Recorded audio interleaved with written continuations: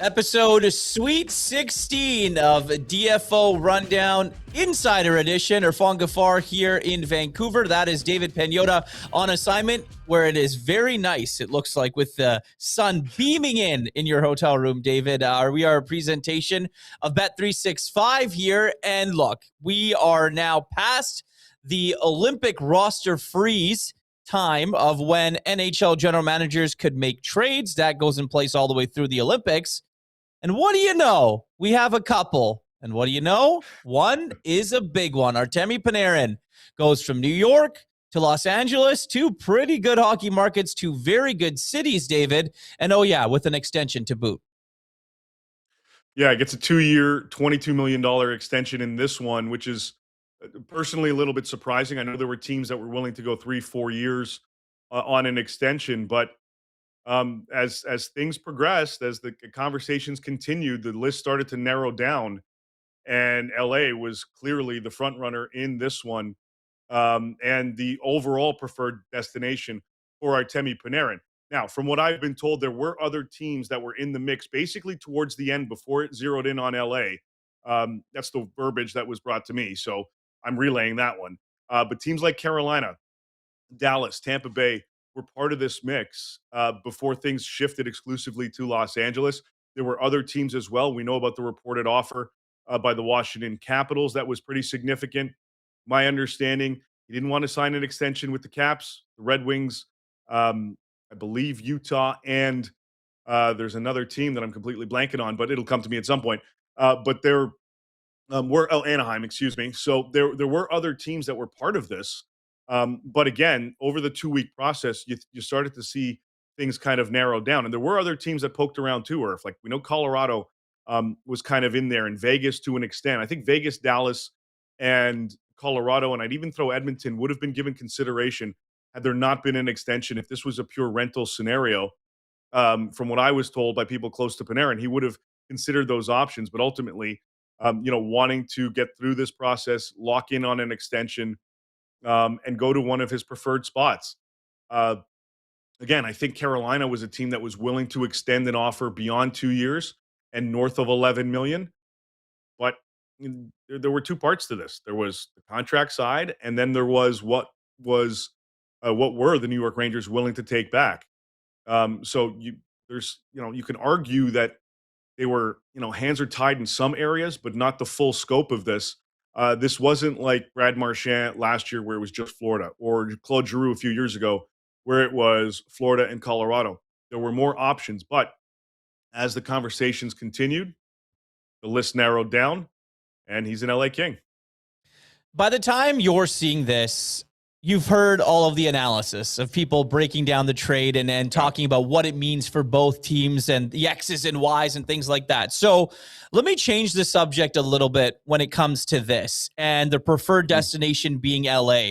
When it comes to no movement clauses and how powerful those are with players being able to hold all the leverage in all of their cards. When you look at it from a guy like Artemi Panarin, there's other guys across the National Hockey League on so many different teams that their names have been, thrown out, that, they are going to get traded. The St. Louis Blues have a number of guys. The Vancouver Canucks have a number of guys. How powerful is that no movement clause, and how difficult would have things been for the New York Rangers when you're only working with one team? And on the other side of it, for the LA Kings, well, he only wants to come here, so here's what we're going to offer you, and that's it. Right. Yeah, it does make things a lot more easier, and more in that the acquiring team's favor when they know they're the only ones. Certainly. Same thing with Brad Marchand in Florida ahead of the trade deadline last season. He didn't really give up much, in the grand scheme of it. So it does provide, like, Kenny Holland had been looking around for a while to address his offense. We've talked about this for weeks on the show. When you start to realize this is probably the only option, especially in the final few hours, you can really flex a little bit, and say, look, either take this or leave it, and then piss off your player and make things even that much more difficult by waiting after the Olympic freeze. Now, again, before we got to today, there were other teams in the mix. Carolina, I think Carolina and Tampa, from what I was told, those were the two teams that would begin, two Eastern teams that would have been given consideration to make this happen. There was a lot more focus in the West with a lot of other teams that had been poking around. Seattle was another one. Like there were a lot of teams that tried to get into this, obviously just didn't get there. And then when things shifted to LA, that's when you hunker down and you say, okay, let's figure out ballpark contract. They didn't have this contract done when the trade actually was agreed on. They had to finish that afterwards. And again, you can sign extensions during this freeze. Like there are other teams that are meeting with their players, the agents for those players during the Olympic break. They could sign extensions within this time. Just no trades, no roster transactions of that nature. But you know, this is why players want no trade protection. They want to have a say. They've committed to an organization. They want to stay in that market. Or if you are going to move me, since there's no incentive for me to waive, then the incentive is I get to pick my spots. Like a lot of Yeah. people shit all over Mitch Marner for not waiving his no trade last season to try to make the Rantanen thing happen. His wife was 8 months pregnant. Like, Yep. I don't blame the guy for not wanting to leave and exercise his right with the no movement clause. It does change things. That's a different case. But it does give the players power. So all the power to them. Yeah, and when you look at it from this point of view, we talked about, you mentioned the other teams, the Carolinas, the Anaheims, maybe the Tampa Bay Lightning's in the mix. So when it came down to that, maybe it wasn't in the final hour, maybe in this last day, Kenny Holland knew it was the LA Kings and what have you. For Artemi Panarin, do you think that when those teams came into the New York Rangers and then they went to the agent and said, we have these teams, and then he's like, I'm out. It's only the LA Kings. I don't want to extend in Carolina. I don't want to extend in Tampa. It's only going to be the Kings. If these are the other options, the Kings are the only one I want to go to. Yeah, it seems like that's exactly kind of how this transpired. I think there would have been given more consideration from Tampa had a favorable extension, been in place. I don't get the sense that that was the case. Um, if he didn't want to, like, again, he didn't want to sign with Washington, from what I was told, could have been ultimately the same thing in Carolina if it came down to, extension Carolina or LA, and he prefers to be in Los Angeles. Then he could have just said, you know what, of these two, I just want LA to happen. Like we're probably not going to know the exact process and the exact specifics of this. No. But this is kind of, a little glimpse into how this kind of went down. As the couple of weeks and the days progressed up until today, in trying to make this done. I was told last night that there's a 50-50 chance that this was going to happen on, freeze day, trade deadline junior.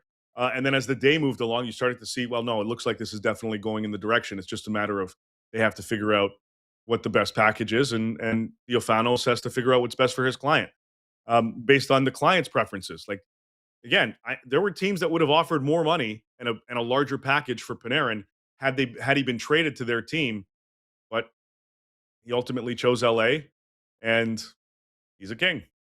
Sounds like there was multiple year offer extensions, nearly about $12 million on an AAV for Panarin out there. But like you mentioned, the no trade clause, the not wanting to go to certain teams, that kind of all, comes into consideration when you're the player and you're going to go where you want to go. And I have absolutely no problem with Artemi Panarin picking the Los Angeles Kings. Great destination, great place to play hockey. Obviously, they're going to have some work to do addressing the center ice situation. Final one here on Panarin before we switch things over. You know what the New York Rangers are going to do? Like, they're blowing it up. They got to have this rebuild, retool on the fly thing. What's next for the LA Kings here? Well, I think for LA, with 50% retained by the Rangers, the Kings still have a little bit of flexibility to work within the salary cap. We touched on it. You mentioned as well, they're going to have to look for a center eventually. Wouldn't surprise me if they start looking now and try to fill that void ahead of the trade deadline. Teams can still talk and negotiate trades during the freeze. They can't just execute anything until it's lifted on the 22nd. But I think from LA's perspective, you've got Panarin, Kopitar, Kempe, presumably your top line. Just Kempe and Panarin alone is going to look pretty dangerous, regardless of who's up the middle. For now, it's Kopi. Could it be Quentin Byfield? Can he take those next steps? Or are they going to look elsewhere? I think LA, this gives them an opportunity with still some cap space to play with, to go out and perhaps address that area or address another void that they see with this group. But look, Ken Holland is actually addressing the media as we're doing this. He's addressing it a little bit afterwards. The local media in LA. I'm sure he's going to talk about the acquisition, but at the same time, there's a game to play tonight, and there's going to be a lot of hype. And Aaron won't be in, but there's going to be a lot of hype surrounding that move, and a lot of hype going into the resumption of the season when it does come back. There's going to be a lot more focus on LA. LA's a big market, and these guys want to make the playoffs, and they want to try to make noise, and they want to be relevant in a very loud LA market. This gives them an opportunity to at least put the spotlight on them in preparation for the resumption of the season later on in February. Yeah, the LA Edmonton guaranteed playoff series that we're going to get at some point should have some more fireworks now with Artemi Panarin up on that top line. All right, the other deal that was made earlier on Wednesday was Nick Bjugstad being moved from the St. Louis Blues to the New Jersey Devils. You look at the returns of both of these, and they're kind of similar, David, are they not? Yeah, basically a draft pick going back for Bjugstad, who has another year on his contract, a $1.75 million cap hit. They moved the AHL player you got to shift contracts around.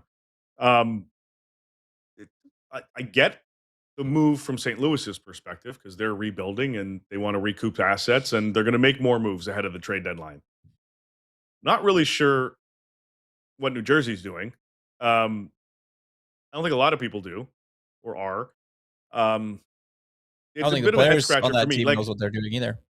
No, no, probably not. Just has Jack Eichel. I get it. Yeah, Hughes. Hughes. Yes. Yeah. Look, he's up in the air with his injury. They need somebody to help them up the middle. Bjugstad's a big body and a reliable bottom six center. So from that perspective, I get it. But this is a team that needs help in the offensive department, just like LA did. And then they addressed it with Panarin. I think New Jersey, look, this signals that they're not just throwing in the towel just yet. And that if there's an opportunity to continue to add to the group, I think they're going to take it. So I get what St. Louis is doing. I'm a little confused still about what the Devils are doing, but I guess we'll see, because I don't expect them to be done. Okay, final one before we kind of turn this thing off here and let you get to whatever you're doing.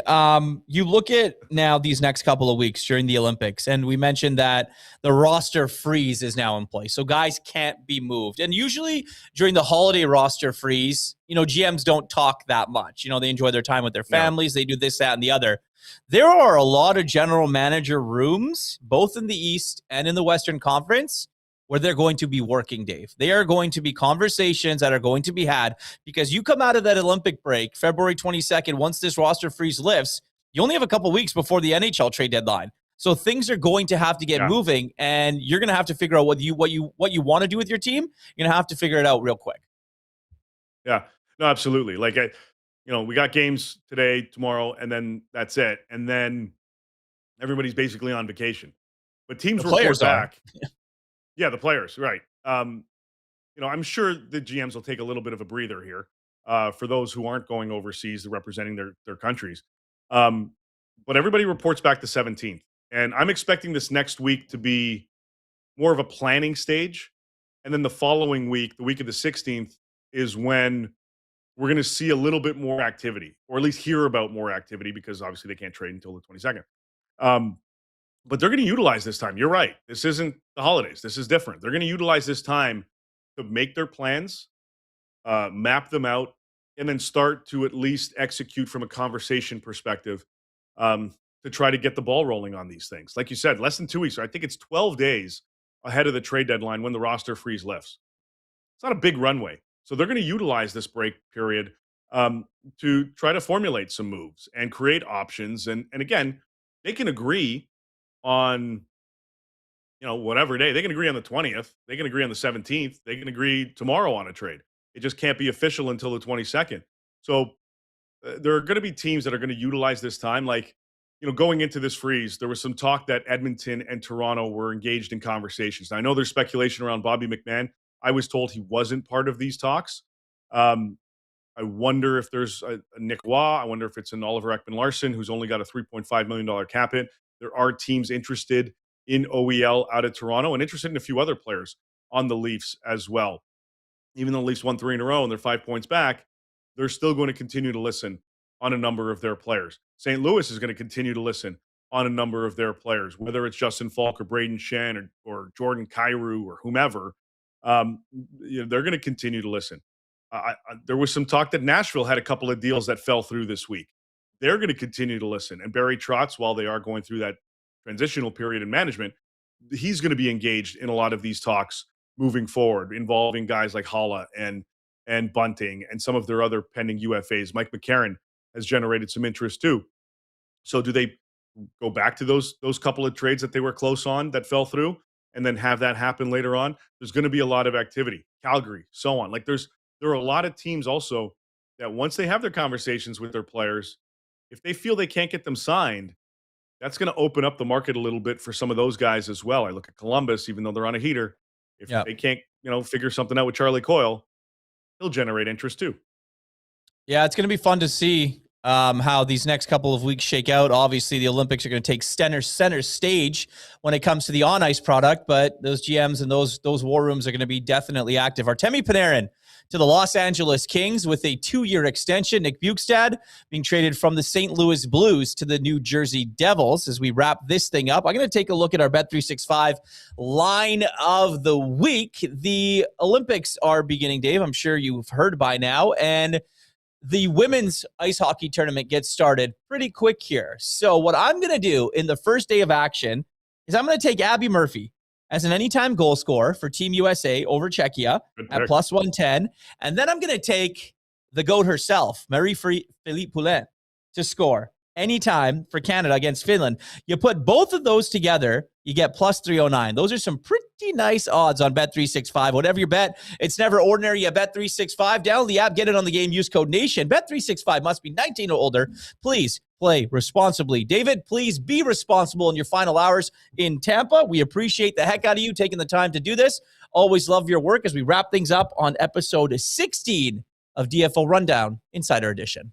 Hey, hockey fans, if you enjoyed that video, then make sure you hit the subscribe button right here on the Daily Faceoff YouTube. We have you covered for everything you need. Exclusive interviews on The Sheet with Jeff Merrick, all the latest hockey news on Daily Faceoff Live, and you can always get your morning started with Johnny Lazarus and Colby Cohn on Morning Cup of Hockey. Don't miss a minute. Hit that subscribe button.